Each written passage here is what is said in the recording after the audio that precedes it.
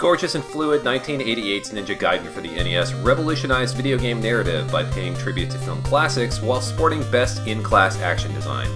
This is the Annotated Ninja Gaiden.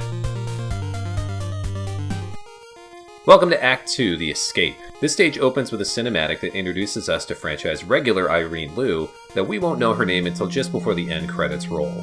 That's not a spoiler though, since the US manual for this game gives us a cast list before a player even hits the start button. The Japanese Famicom manual, though, refuses to name her, just noting that she's an American agent. Irene here is a CIA spy that helps supercharge the plot after a little bait-and-switch gunshot for Ryu. Since this game's narrative relies heavily on movie tropes, this could be a reference to Alfred Hitchcock's classic 1959 spy thriller North by Northwest, when undercover government spook Eva Marie Saint fires on average Joe Cary Grant to throw themselves from the scent of other Cold War counteragents. But this is probably a reach. The first and most prominent thing to notice about this stage is that it introduces us to the game's most dreaded enemies, the Pit Trap.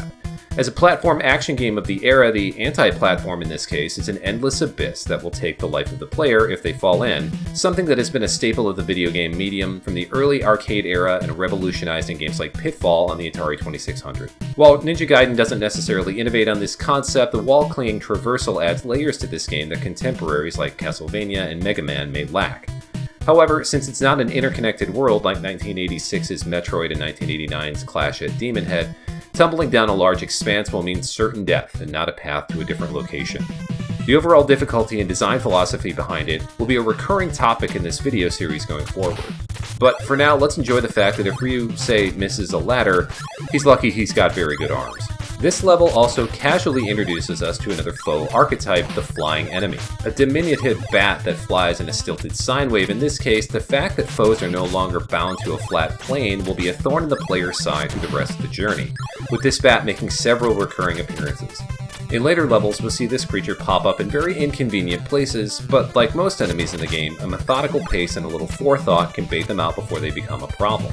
You'll know what I mean soon enough.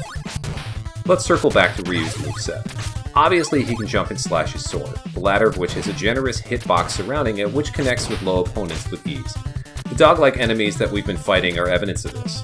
In fact, it's rare that he has to crouch to hit enemies in this game at all, which is something that was adjusted for both Ninja Gaiden 2 and 3, as well as completely altered for the PC Engine version of the game, which forces the player to hit downward on the D-pad constantly, though it conversely adjusts the hitbox slightly upward. But this cardinal button press has two very interesting functions here.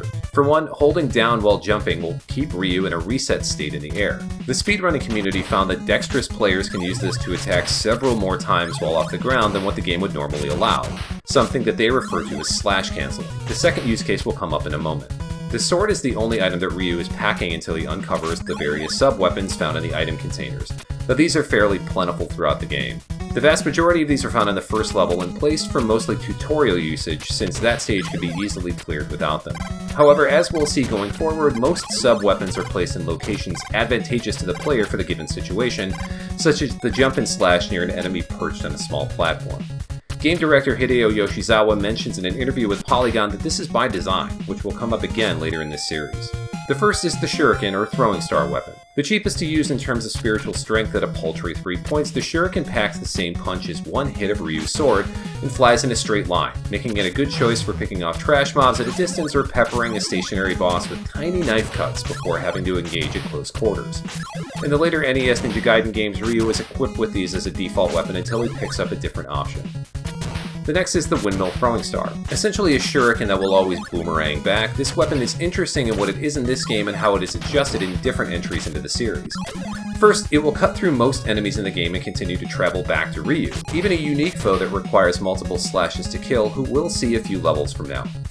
Since attacking projectiles will destroy them, this is also a handy option for taking out enemy bullets. It will not, however, travel through bosses, which was adjusted for the PC Engine port of the game and the two NES sequels, making it a much more versatile weapon than the other games of this series. It's got a few oddities, though. First, chucking it before entering a specific new area will occasionally have it travel back to you anyway, just not in the way you might expect.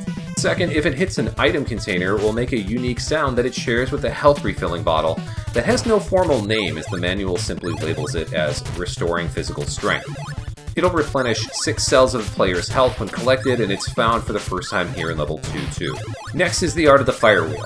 Made specifically to handle foes above Ryu, this is a flurry of projectiles at a 45-degree angle. As such, it's not the optimal choice for axing through enemies at point-blank range, as it will either miss some entirely or lose the effectiveness of the extra shots fired. Since sub-weapons will travel through platforms though, this is something of an ideal option for clearing paths atop your own, as well as attacking flying enemies. Converse to the Windmill Star, this weapon was wimped down for the next entries into the series, as fewer fireballs are shot from Ryu's hand in Ninja Gaidens 2 and 3. The invincible fire wheel will basically turn Ryu into a human wrecking ball for a limited amount of time before vanishing and leaving him with nothing but his sword and his wits. This is also adjusted for the PC Engine version to not rob Ryu of his previous sub-weapon, and becomes a consumable sub-weapon itself in Ninja Gaiden 2. Finally, there is the jump and slash technique, which will turn Ryu into a whirling buzzsaw of pain whenever a player attacks in midair with at least 5 points of spiritual strength in the chamber. However, this is the other case of hitting down on the directional pad while jumping, and that doing so will force Ryu back into his neutral jumping state so he doesn't have to burn his resources to simply attack in midair. This weapon is wholly unique for how it both aids Ryu in platforming and essentially destroying the game. At its base, each attack is as powerful as a single slash from Ryu's sword. However, it will hit during each frame of animation, mowing through every normal enemy in the game with a single leap. Better, it will also shred through every boss with little trouble. Though the player will still take a hit if left directly into the boss's path, careful spacing during the jump will obliterate level-ending foes easily. The trick with this weapon is hanging onto it through the course of most levels without either accidentally grabbing something else or succumbing to an untimely death. For every future episode of this video series, the wheres and whens of the jump and slash will be a topic of discussion. This weapon is also interesting in where it appears in future games of the series, namely, nowhere at all. It was dropped for Ninja Gaiden 2 for what we can presume was its game-breaking properties, which is likely why it was also adjusted to be practically useless for the PC Engine version of the game. As a replacement, Ninja Gaiden 2 famously included phantom replicas of Ryu that follow him around on unlike options in the Gradius games, which were also ditched for Ninja Gaiden 3 as even designer, writer, and illustrator Masato Kato stated that they were too powerful in an interview with website Hardcore Gaming 101. While this franchise has a reputation for pronounced challenge then, there were always ways to make it easier with smart use of what's on hand. Let's wrap up Act 2 with a little discussion about the location we find ourselves in and our final enemies. The first section of the level is labeled in the manual as simply Outpost, which lends to its vaguely industrial and military motif. The Famicom manual calls this the Frontline Base. The second is listed as Death Valley, which is curious for a few reasons. For one, Western audiences would immediately think that this is California's Death Valley National Park, which is famous for bearing both the lowest elevation in the United States as well as a scenic location for dozens of the most celebrated films ever put to celluloid.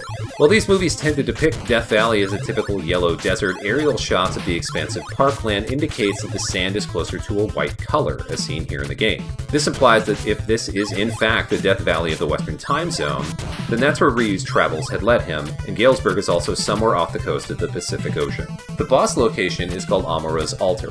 This could be a mistranslation of either Amaru, a Mesopotamian god worshipped in Babylonia as a sort of divine exorcist, or Arma, a moon god worshipped by the Hittites nearly 1500 years before the birth of Christ. If this really is Death Valley, though, this could be the altar of any number of gods worshipped by indigenous North American tribes, though the statue in the back doesn't look like the trickster coyote god that was commonly worshipped in the region. Regardless, it's defended by Bomberhead, the Act 2 boss. According to the manual, he was orphaned in the streets of the South Bronx at a young age and grew up to be the supreme leader of every gang in New York City.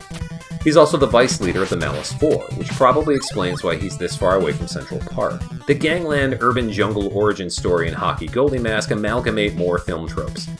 The first is likely the works of Walter Hill, whose action cinema of the 1970s and 80s often depict a cartoonish New York hellscape in films like The Warriors and Streets of Fire. The Mask, though, is an obvious reference to the relentlessly undead Jason Voorhees of the Friday the 13th films, which we'll touch upon again in future episodes. In practice, though, he's not so far removed from the first boss of the game with his languid walking pace that only breaks when he decides to stand still and take a swing with his weapon, a sickle and chain. This weapon is called a kusarigami, a traditional Japanese weapon from the 12th century that was often used in single combat as battlefield use would endanger close allies. In the game, it's only interesting in so much in that it can be broken, effectively neutering Bomberhead's attack range. This was also altered for the PC Engine version to never break. Since it can be simply crouched under, though, this isn't much of a threat either way, and again, if we held onto the jump and slash weapon, this fight is over before it starts. And so we see the end of Act 2. Join us next time as the overall plot receives further explanation and Ryu gives chase to recover a stolen object. See you then.